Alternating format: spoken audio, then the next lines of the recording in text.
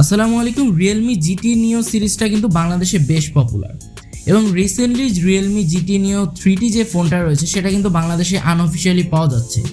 So আজকের ভিডিওতে মূলত আমরা Realme GT Neo 3T সম্পর্কে ফুল বিস্তারিত জানবো। অ্যান্ড এই ফোনটার আনঅফিশিয়াল প্রাইস বাংলাদেশে হচ্ছে অ্যারাউন্ড 40,000 টাকা, 40,500 এরকম। অ্যান্ড সেটা হচ্ছে এর 128GB ভ্যারিয়েন্ট। সো এর প্রাইস পয়েন্টে কি এই ফোনটা উঠছে কিনা সেটাও জানবো এই ভিডিওতে। তো চলুন দেরি না করে ডিরেক্ট ভিডিওতে ঝাঁপিয়ে পড়া যায়। এট ফার্স্ট যদি লুকস এন্ড বিল্ড কোয়ালিটি নিয়ে কথা বলি, লুকসের দিকে বলতে গেলে Realme GT Neo সিরিজের অন্যান্য ফোনের লুকসটাই ক্যারি করে, তেমন একটা ডিফারেন্স কিন্তু এখানে লক্ষ্য করা যাচ্ছে না। বাট আমরা প্রিভিয়াসলি যে GT Neo 2 ফোনটা দেখেছিলাম সেটার রেয়ার প্যানেলে কিন্তু গ্লাস ছিল, বাট এবার কিন্তু প্লাস্টিক থাকছে এবং ফুল বডি ফ্রেমটাও কিন্তু প্লাস্টিকের তৈরি। এই ফোনটাতে আপনারা প্রায় সকল প্রকার পোর্টস এন্ড বাটনস পেয়ে যাবেন উইদাউট 3.5mm হেডফোন জ্যাক। ফোনটা থিকনেস করা হয়েছে 8.7mm এবং এর ওয়েট হচ্ছে অ্যারাউন্ড 194 গ্রাম। ডিসপ্লে নিয়ে যদি বলতে হয়, এই ফোনে থাকছে 6.62 ইঞ্চের E4 AMOLED ডিসপ্লে, যেটা 120Hz রিফ্রেশ রেট এবং যার HDR10+ এর সাপোর্ট রয়েছে। এর পিক ব্রাইটনেস হচ্ছে 1300 নিটস। এই ফোনটার PPI ডেনসিটি হচ্ছে 398। ডিসপ্লে প্রোটেকশন হিসেবে আপনারা পেয়ে যাবেন Corning gorilla glass 5।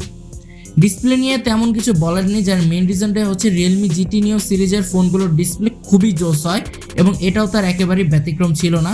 1300 nits pick brightness হওয়াতে কিন্তু আপনারা ইনডোর এবং আউটডোর দুই জায়গাতেই বেশ ভালো একটা পারফরমেন্স পাবেন। 120Hz রিফ্রেশ রেট রয়েছে, যার ফলে কিন্তু টাচ রেসপন্স এই ডিসপ্লে থেকে বেশ ভালো পাওয়া যায়। স্পেশালি এই ডিসপ্লেটার কালার নিয়ে যদি বলতে হয়, কালারটা কিছুটা বুস্ট আপ করে, যেটা দেখতে খুবই ভালো লাগে। সো ডিসপ্লে নিয়ে আমার কাছে তেমন কোনো কমপ্লেন নেই, বেশ ভালো একটা ডিসপ্লে বলা যায়। পারফরমেন্স নিয়ে যদি কথা বলি, আউট অফ দ্য বক্স থাকছে Android 12, যার ব্যাকএন্ডে থাকছে Realme UI 3.0। চিপসেট হিসেবে ইউজ করা হয়েছে Qualcomm Snapdragon 870 চিপসেট, যা একটি 7nm ফ্যাব্রিকেশনে তৈরি অক্টাকোর প্রসেসর এবং ক্লক স্পিড হচ্ছে 3.2 GHz। জিপি হিসেবে রয়েছে Adreno 650। এখানে যে Snapdragon 870 চিপসেটটা ইউজ করা হয়েছে, এটা বেশ আগের চিপসেটই বলা যায়। আমরা বেশ কিছু ফোন দেখেছি এই চিপসেট নিয়ে, অ্যান্ড এটা বেশ রিলায়েবল এবং স্টেবল একটি চিপসেট। হিট আপ কম হয়, ভালো একটা পারফরমেন্স দেয়। সো আমার কাছে পার্সোনালি এই চিপসেটটা ভালোই লাগে, বাট এটা একটু ওল্ড চিপসেট হওয়াতে কিছুটা সংকোচ বোধ আমার কাছে মনে হচ্ছে। বাংলাদেশে এই ফোনটার একটি মাত্র ভ্যারিয়েন্ট পাওয়া যাবে, 6GB RAM 128GB ROM, যার স্টোরেজ টাইপ হিসেবে থাকছে UFS 3.1। এই ফোনটা রেগুলার ইউজে বেশ ভালো পারফরমেন্স দেয়। আপনারা ব্যাকগ্রাউন্ডে বেশ কিছু অ্যাপ রান করতে পারবেন, মাল্টিটাস্কিং প্লাস রেগুলার কাজ বা সব কিছুই খুব স্মুথলি এই ফোনটা দিয়ে করা যায়। এছাড়াও এই ফোনে stainless steel cooling system use করা হয়েছে, যার ফলে চিপসেটটাকে বেশ ঠান্ডা রাখে। অ্যান্ড এই ফোন দিয়ে গেমিং পারফরমেন্সটাও খুবই ভালো পাওয়া যায়। পাবজি, গেনশন ইম্প্যাক্ট, COD এই সকল গেম এই ফোন দিয়ে রান করা হয়েছিল, যার পারফরমেন্স কিন্তু খুবই ভালো পাওয়া গিয়েছে। পাবজি অলমোস্ট 50 থেকে 60 FPS পর্যন্ত রান করে, যেটা দেখতে খুবই জোস লাগে এবং ল্যাকেন্সি কিংবা ফ্রেম ড্রপ জনিত কোনো প্রকার প্রবলেম ফেস করা হয়নি। ক্যামেরা নিয়ে যদি কথা বলি, এই ফোনে থাকছে ট্রিপল ক্যামেরা সেটআপ, যার মেইন ক্যামেরা হিসেবে থাকছে 64 মেগাপিক্সেলের একটি ওয়াইড ক্যামেরা, 8 মেগাপিক্সেলের একটি আলট্রা ওয়াইড ক্যামেরা এবং 2 মেগাপিক্সেলের একটি ম্যাক্রো শুটার। ভিডিও রেকর্ড করতে পারবেন 4K 30 FPS এ এবং 1080p 60 FPS এ, যেখানে জাইরো ইএস এর সাপোর্ট রয়েছে। একেবারে সিম্পল একটা ক্যামেরা প্যানেল বলা যায়, 64 মেগাপিক্সেল 8 এবং 2 একেবারে সিমসাম বলা যায়। বাট এর পারফরমেন্সটা মোটামুটি ভালো লেগেছে আমার কাছে। 64 মেগাপিক্সেলের যে ক্যামেরা রয়েছে এটাতে ডে লাইট কন্ডিশনে বেশ ভালো ছবি তোলা যায়, কালারকে কিছুটা বুস্ট আপ করে, যেটা দেখতে খুবই সুন্দর লাগে। আলট্রা ওয়াইড ক্যামেরার পারফরমেন্সটাও এভারেজ লেভেলের বলা যায় এবং 2 মেগাপিক্সেলের ম্যাক্রো শুটার পারফরমেন্সটাও আপনারা দেখতে পাচ্ছেন। ভিডিও রেকর্ডিং এর ক্ষেত্রে একটু যদি স্টেবল ভাবে ভিডিও রেকর্ড করতে পারেন, সেক্ষেত্রে একটা ভালো আউটপুট পেয়ে যাবেন।